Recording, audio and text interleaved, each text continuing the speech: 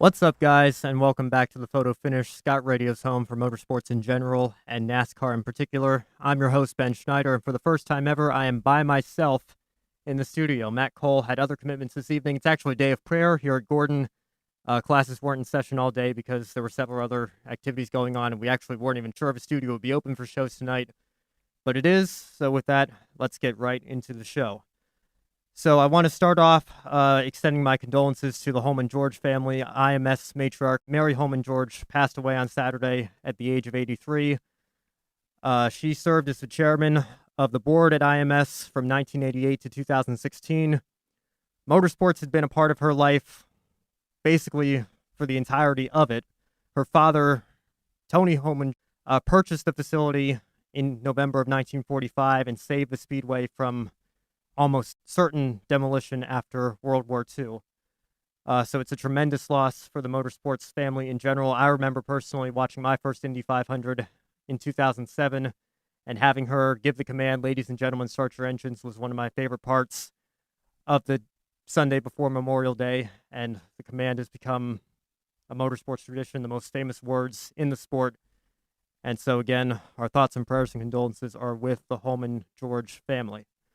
Also, some news coming out of the Andretti Autosport team. Marco Andretti has become an investment partner in the number 98 Andretti Herta Autosport car that he drove last season and will continue to drive in 2019. Now, this car will be entered as Andretti Herta Autosport with Marco Andretti and Curb Agajanian. It's a tongue twister. I'm tripping over it myself trying to say it. But it is interesting to see Marco take that investment on the business side into his family's team, and he's struggled in recent years. He hasn't won a race since Iowa in 2011, and he hasn't finished on the podium since 2015, and has kind of been performing well behind his teammates. If you remember, he drove the 27 car up until last year, and it was Alexander Rossi in the Andretti Herta partnered 98 car, and in 2017, Rossi was having a strong sophomore year, while Andretti was kind of running in the middle of the pack, as he normally has been the last few seasons. And when they swapped car numbers this year, with Andretti going to the Brian Herta partnered car and Rossi going to the 27, Rossi almost won the championship, finishing second in the points to Scott Dixon, while Andretti was back in the back end of the top 10, if that, on a lot of weekends. So Marco certainly struggled. He would certainly want to see some improvement from him soon. He's kind of an easy target because of his last name. The argument maybe is that kind of the only reason he still has a ride, because of how badly he's underperforming. So it's interesting to see him take that step from the business side and actually invest in a team, and we'll see if that makes a difference in how he performs either positively or negatively next season. The other big news coming out of both NASCAR and Formula One is the Jimmie Johnson-Fernando Alonso seat swap that has been teased to the very end is officially on, and we have a date and a track. So it will take place on November 26th at Bahrain International Circuit. Now, this is very interesting because it's the day after the F1 finale in Abu Dhabi, which is also in the Middle East, so it's not too much of a trek for the F1 guys at McLaren. But for the NASCAR guys at Hendrick and for Jimmie Johnson, this is traveling all the way across the pond. And this is also very different from the seat swaps we've seen in the past, because those both took place in the United States. If you remember, Jeff Gordon and Juan Pablo Montoya did theirs at Indianapolis in 2003. And Tony Stewart and Lewis Hamilton did theirs in 2011 at Watkins Glen. So it's a big commitment for Hendrick to send a full car and their team and their driver all the way to Bahrain to do this seat swap. This is not going to be a normal seat swap like the ones we've seen in the past. This isn't just get in the car, do a few laps, and be done with it, get a taste. Jimmie Johnson and Fernando Alonso are very serious about this. And they met in January at Daytona when Alonso was running the 24 Hours of Daytona and Johnson was doing the annual NASCAR media tour to kick off the year. And that's where they traded up numbers, stayed in touch, and it was Fernando who originally mentioned, "Hey, we ought to swap cars." And Jimmie said, "You don't have to ask me twice." So they've kept in touch ever since then, tried to materialize this, and it finally has come to fruition. So Jimmie will actually be traveling there almost a full week before the actual seat swap takes place. and he'll be at the McLaren simulator trying to learn as much about the ins and outs of the car as he possibly can, and going to do as many laps as he possibly can when the actual time for the seat swap comes. And this is also interesting from Fernando's standpoint because we keep expecting that he'll at least do the Indy 500 next year. He's now tested an IndyCar on the road course. We were expecting a full season IndyCar announcement. It hasn't come yet. So obviously he won't be back in Formula One next year, but what is Fernando going to do has been the question on the minds of so many for months now. I don't think a Daytona 500 run would be in store this season. Certainly not a full NASCAR run. I don't think Fernando even probably has any interest in that. But we didn't think anything would come of the Juan Montoya seat swap in 2003, and 4 years later he was a NASCAR regular. So you never know how these deals are going to work out. It could be interesting. We could see Alonso actually in an ARCA race at Daytona, as bizarre as that seems for a driver of his caliber to be in that series. But I don't think NASCAR would let him run the Daytona 500 without some sort of stock car experience on a super speedway beforehand. So if Alonso is in an ARCA race, that'll be a story for sure as well. But it'll be interesting to see how this goes. And for fans of all motor racing, the seat swaps are always fun to see what drivers of different series can do in different cars, and it'll be good publicity for both sides of the spectrum, I'm sure. Another news, Paul Tracy is under fire for another controversial social media post that he posted this week over Halloween. He insists it wasn't him, but this isn't the first time Tracy's come under fire recently for social media posts. After the Robert Wickens incident, he was the first to take to social media and say what the extent of Robert's injuries were. And it turned out his injuries were actually much more serious, so he was criticized for giving out that information when it wasn't really his place. NBC has said they're investigating it, and they're not really sure what's going to come of it yet, but they take it very seriously. Paul insists it wasn't him, but we might not see Tracy back in the booth next year if something comes of this. So if he does lose his job, it'll be interesting to see who NBC gets to replace him. Of course, they're taking the full IndyCar schedule next year. They'll be broadcasting every race, including the Indy 500. And some news coming out of the K&N Pro Series West. Champion Derek Thorn will not defend his title in 2019. Bakersfield.com is reporting that Thorn will return to the Spears Southwest Tour, with him saying, "We had a really solid year, but it's just a one-year deal, one and done. Come in and win it, get out of the way, and let someone else come in." So there's now at least one Sunrise Ford car up for grabs, and Thorn's not going to defend his title, so it opens the door for other young drivers to come in and make a name for themselves, such as potentially Hailie Deegan, who will remain in K&N West in 2019 at the bare minimum. We'll see what else she adds to her schedule, if anything. I assume she'll be at least part-time in the East again as well. And another BMR driver, Derek Kraus, made an announcement earlier this week. He is going to run the truck race at Phoenix on Friday night for Bill McAnally Racing. Now, this is the first time BMR has entered a truck since they did for 2001 for Brendan Gaughan, since they did in 2001 for Brendan Gaughan. And it's exciting to see him make his debut. So certainly wish Derek and the whole BMR team the best of luck at Phoenix this weekend. All right, so let's talk about the NASCAR weekend in Texas. All three series were in action this week. We'll start with the Camping World Truck Race, and it got off to a bit of a rough start, or not a bit of a rough start, a very rough start for the DGR Crossley team. Now, they had both of their co-owners actually driving this week, Bo Lamastus and David Gilliland. Lamastus brought out the first caution, and David Gilliland got into the wall as well. So a very tough night for that team, losing both of their cars very early on in the race. It was also a difficult night for Johnny Sauter, who is probably thankful he won Martinsville at this point. He doesn't have to worry about points. He knows he's locked into the championship 4. But Johnny Sauter had a rough night, getting caught up in a couple of incidents. Came back to a modest finish, but certainly by his standards, not a good night at all. And like I said, he's already locked into the championship, so not much to worry about there. But if he hadn't been, this would have been much more frightening for he and his GMS racing team. But he's already through, so not too much to worry about for him. Another GMS driver, Sheldon Creed, was in this race, and he, of course, is the ARCA champion. And this was only his 5th Truck Series race ever, and 3 of them came on the dirt at Eldora, so only his 2nd pavement race. His first asphalt race was at Martinsville last week. So a brand new style of racing for him in a truck. Obviously, he has a lot of experience doing ARCA races on tracks like this. But he had a good night as well going, but eventually hit the wall as well, and he finished several laps down. So an unfortunate night for him, but showed a lot of promise and a lot of potential. It'll be interesting to see where he goes in 2019 as well. Now let's talk about the finish of the race. So Todd Gilliland, the son of David Gilliland, so I guess if there's a silver lining in David going out of the race early, he at least got to see Todd battle for the win. But Todd was in a battle with Stuart Friesen that was very fierce and looked like it was going to come down to the wire until Friesen made the pass on Todd Gilliland and then started to drive away.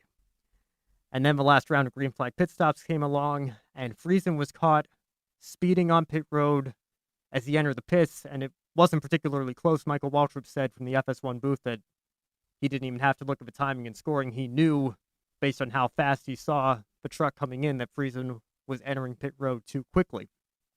So that sent him to the back of the pack and took him out of contention, and looked like it led a straight path through for for Todd Gilliland rather, to score his first truck victory. And his margin was holding steady, and then it was dipping a little bit, and then on the final lap it dipped tremendously, and then coming off of turn 2, we heard his engine run dry, and he ran out of fuel, and Justin Haley snuck through to score the victory. So he is now locked into the championship 4 along with his teammate Johnny Sauter. So 2 GMS trucks are going to Homestead to fight for a championship.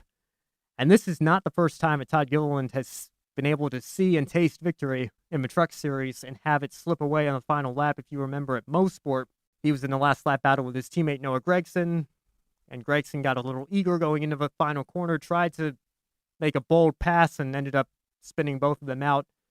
And ironically, on that day, it was also Justin Haley who snuck in the right place at the right time to win the race. So Haley has essentially been gifted 2 victories due to Todd Gilliland's misfortune. But Gilliland's a former K&N champion. He certainly knows how to drive, and he's driving for a good team, so I'm sure he's going to win a bunch of races in his career eventually. It's just a matter of breaking through and getting that first one, but certainly a very painful loss for the KBM driver. So moving on to the Xfinity Series race, there was chaos on the first lap again, just as there was at Kansas, and this time it also involved Christopher Bell, who was the pole sitter of this race. He spun out, and a couple cars also spun trying to avoid him, but nobody really made any contact with anything, so it just sent Bell to the back, and with a JGR car, you would think he'd be able to drive right back up through the field. So not too troubling for him, but then he was in another accident, getting spun off the back bumper, or off the front bumper, rather, of Austin Cindric in stage 3. And the damage was bad enough to the extent that Bell had to retire from the race early. So Cole Custer for Stewart-Haas Racing ended up grabbing the victory ahead of Tyler Reddick after a fierce last lap battle. So it's Custer's first win of the year, so he has also punched his ticket to the championship 4 at Homestead. And I want to talk a little bit about this championship format that we're using now in all 3 series in NASCAR, because it places such an emphasis on winning races and discouraging drivers from talking about, oh, well, I had a good points day at least. NASCAR doesn't like that.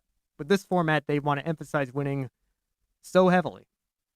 And Christopher Bell has had a great year. He's had a record-breaking year by rookie standards. He's won 6 races.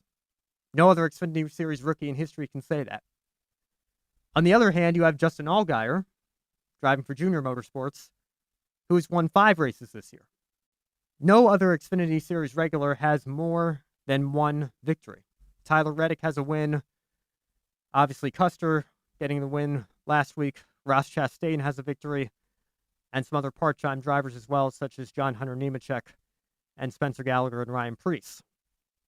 But no other Xfinity Series regular has more than 1 win this season. And yet, with that, in this format that places such an emphasis on winning races, at the moment, Christopher Bell is 7th in the point standings. And he is essentially facing a must-win situation heading into Phoenix. Justin Allgaier is 4th in points right now, and he's only 2 points ahead of Matt Tifft in 5th. So the 2 guys who have won the most races this year, clearly far and ahead of everybody else, combining for 11 of them, both might not make the championship 4 at Homestead. What does that say about this system? What does that say about a playoff format that emphasizes winning so much when the two drivers who have won the most races this year might not be battling for a championship at Homestead? To me, it says that the system is deeply flawed, and I think a lot of fans would probably agree with that sentiment. I personally would like to see NASCAR go back to what every other motorsport series in the world does, and that's take whoever has the most points over every single race and crown them the champion. You know, if you thought the gimmicks such as double points at the Indy 500 were bad, wait till you see this. Theoretically, with this system, obviously this would never happen because of how much parity there is in NASCAR, but you could theoretically, as a driver in the Cup Series, win each of the first 35 races of the year, all 35 of them, and we'll let you sweep all the stages too, lead the most laps, grand slam, clean sweep, whatever you want to call it. Do that for all of the first 35 races, finish 4th in the 36, which is still a great finish. You know, it's a top 5. It's a 4th place run. 4th in the 36th, and finish 4th in points. Because the 3 drivers who made it to Homestead with you happen to be better than you in the Homestead race. It's made NASCAR like the stick and ball sports, where the regular season doesn't matter as much. And defenders of this format will probably say, well, you know, think back to the 2007 Patriots who were 16-0, never lost, and then they got to the Super Bowl and lost. It's the same thing as that. The problem is that's football. That's the NFL. That's how the NFL's always operated. There's always been a Super Bowl. Before the Super Bowl, there had always been an NFL championship, and that's how the champion was decided. Motor racing isn't like that. Motor racing is a season-long championship. It's like the Premier League in soccer or football, if you want to talk in the European terms. NASCAR has created a system that I think is deeply flawed, that risks crowning an undeserving champion, or at least a champion that isn't as deserving as the driver who goes out and scores the most points. And funnily enough, it actually almost happened in 2014 with Ryan Newman, who finished 2nd in points despite not winning a race. I just find it very interesting and kind of hilarious almost that the 2 drivers that have won the most races this year in the Xfinity Series and clearly should be championship contenders and in the Final 4 at Homestead might not actually make the playoffs, or make the championship 4, rather. So that's something for NASCAR to keep in mind going forward if they want to keep with this format. Do fans like it? Do drivers like it? Does it really reward consistency and crown the champion that deserves to be crowned? I'm not sure that it does. So with that out of the way, let's move on to the Cup race. Honestly, I don't have too much to say about this. Only 27% of fans polled in Jeff Gluck's weekly Twitter poll of was it a good race said it was. So not a lot of fans were very interested by this race in Texas. Kevin Harvick pretty much had it in the bag all the way.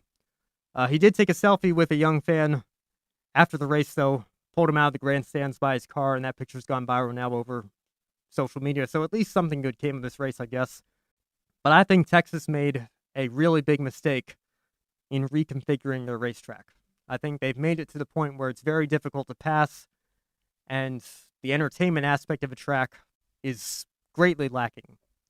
And I think we saw that on Sunday, and for me, it begs the question, should we race there twice a year? Should we even race there once a year? Eddie Gossage is a very stubborn man. I'm sure he probably thinks his racetrack is the best on the NASCAR circuit and doesn't care what the fans have to say about it. That's how he's going to view his business and his track. But clearly the races there in recent years, and on Sunday in particular, have not been of the highest quality. I understand repaving the track because that is important eventually. The asphalt gets worn to the point where you have to do that. Even Atlanta's going to have to do that one of these days. But I don't see why we needed to add 20 feet worth of width to turns 1 and 2 and basically make it a one-groove racetrack. I think that was a very big mistake on Texas's part. So it'll be interesting to see if they keep both their races going forward. I'm sure they will, at least for the next couple of years, because of the contract agreements in with the tracks. But who knows? IndyCar is going to the Circuit of the Americas in Texas now. Maybe NASCAR could be headed that way as well. The fans want more road courses, so we'll see what happens there. And for the second week in a row, a driver was not happy with Joey Logano after the race. Aric Almirola made some pretty interesting comments that Joey Logano was racing him too hard. Logano's already locked into the championship 4 by virtue of his win last week at Martinsville. And because of that, he should just sit back, relax, and let the guys up front battle it out for the other 3 championship spots.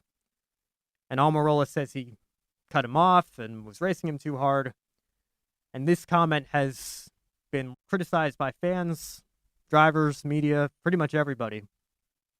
Because we have a race car driver here at the top level of NASCAR who's essentially complaining that a driver, a fellow competitor of his, raced him too hard. And to me, personally, I understand heat of the moment comments over the radio, but after the race, for a driver to say that he was raced too hard, and Almirola actually even went on to say that if he doesn't make the championship 4, Joey Logano's going to know it, which maybe hints at some Homestead retaliation. I don't necessarily know how I feel about that. I think drivers at the top level of any form of motor racing should expect to be raced hard and have to give 110% all the time. So Almirola's comments to me seems a little bit out of line. I don't know. Maybe if he goes and watches the replay, he'll see that Logano didn't come down on him or cut him off as much as he originally thought, but some interesting comments coming out of the Stewart-Haas Racing driver. So that's going to be it for this week's edition of the Photo Finish. Next week, all 3 NASCAR series will be at Phoenix, so we'll talk about that. And also, Formula One heads to Brazil for the Brazilian Grand Prix. Of course, Lewis Hamilton already has the title locked up, but it'll still be interesting to see who comes out on top in that race. Matt will hopefully be back with us next week. But yeah, I'm going to be a good lead-in and try to get out a couple minutes early. So stay tuned now for the Comic Collision right here on Scot Radio, hosted by Robert Gonzalez and Matt Lewis. For Matt Cole, I'm Ben Schneider, and we will see you next week.